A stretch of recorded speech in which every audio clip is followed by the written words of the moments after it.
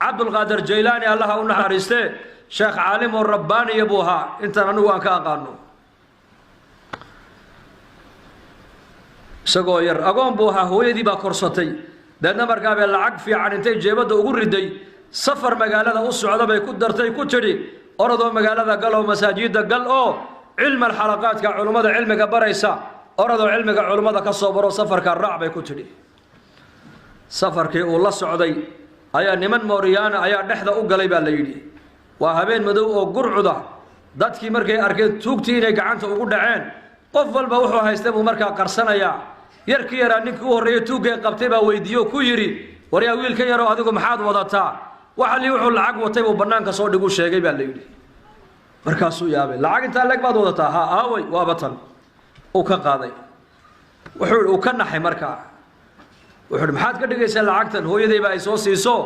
magaaladaan u socdaa waxaan u socdaa طالب العلم baan ahay cilmiga inaan soo barto ayaan doonayaa lacagtana markaa waa masaariiftan cunayay weeyaan inta oo sanadood markaa buu adeer maxaad iskaga sheegtay buu maxaad u sheegtay mad qarsatidaa buu ku yiri dadku waa ku wada qarsanayee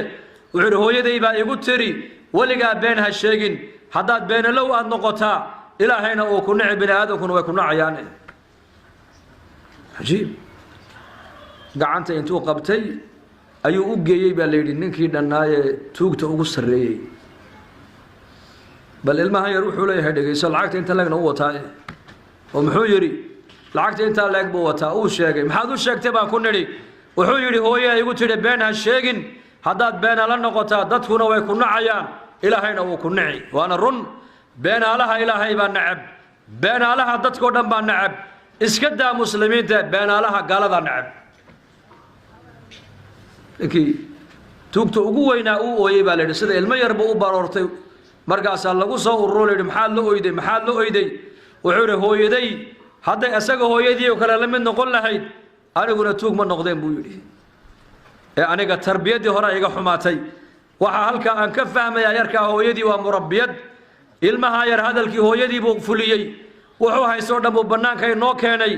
inaguna amarkii ilaahay intoo jabinay oo tuug noqono umada aan dhacayno ayaan halka u fadhinaaye